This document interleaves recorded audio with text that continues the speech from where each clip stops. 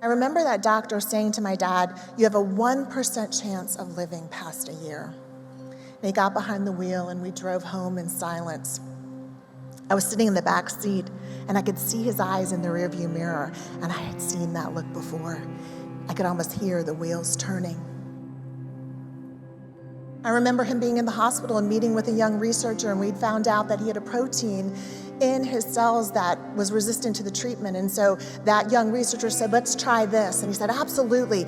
And I remember him saying, "You see that young guy? He's the underdog.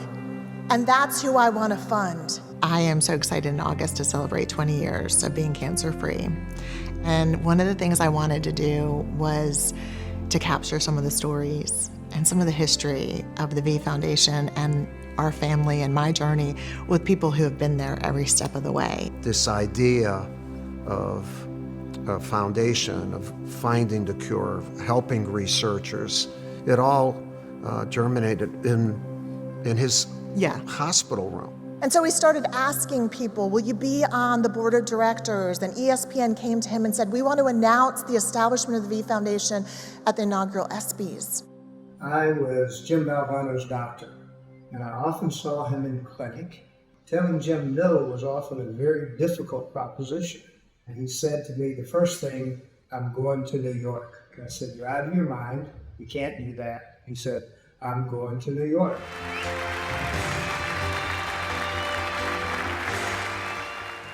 Valvano's and the Krzyzewskis flew up together to New York. And when Mike helped him on stage, somehow he came alive and gave the talk of his life, perhaps the talk of all of our lives.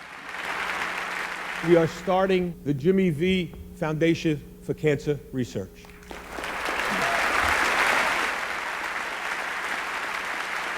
And its motto is, "Don't give up, don't ever give up."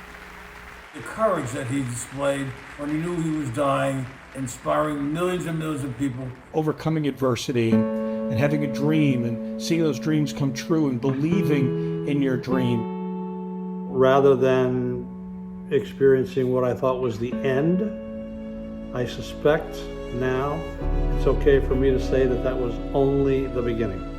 It may not save my life. It may save my children's lives. It may save someone you love. I think about it when your dad's speech, when he talked about basically, it may not save my life, but it could save my life and my family.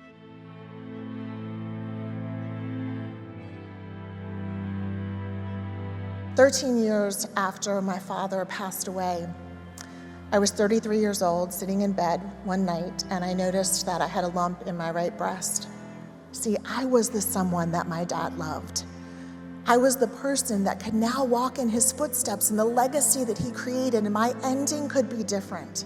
And so in that moment, I decided I wasn't going to give up, and I was going to survive.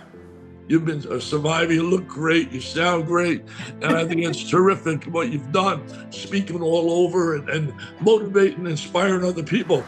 A day does not go by that I don't thank my dad for the words that he gave all of us, that I don't think about the work that's being done at the V Foundation, because I know the V Foundation is funding quality cancer research, and I know my dad has left a game plan so that we can have a W.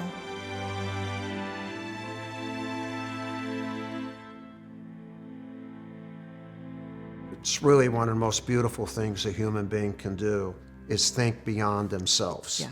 And that's, I get chills thinking about it, yeah. because obviously thinking as a coach, he said, we need some players. And he said, the biggest players, we got to get ESPN. Mm-hmm. And then we got to get a board, and that's where he recruited me.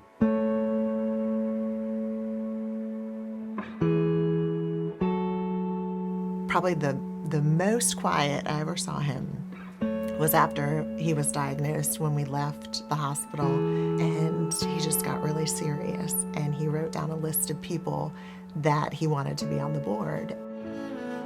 I had already experienced my first bout of cancer, and so to get that call from him inviting me to join was just an incredible honor.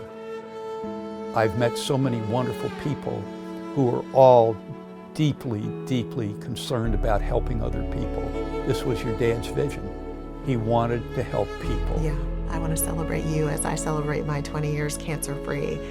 it's not because of me that I'm here, but it's because of the team that my dad assembled that have carried me throughout the past 20 years.